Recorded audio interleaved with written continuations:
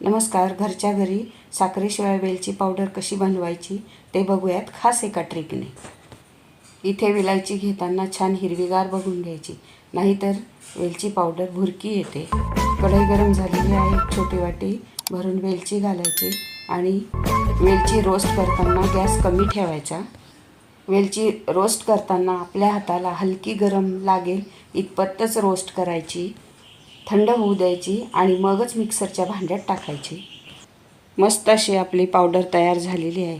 आता ही पावडर आपण चाळणीने चाळून घेऊयात. पावडर छान चाळून झालेली आहे.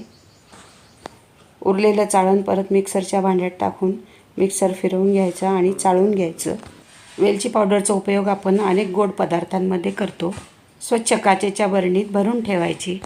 चला तर मग तुम्हीही करून बघा आणि पटापटा व्हिडिओ शेअर करा आणि लाईक करा.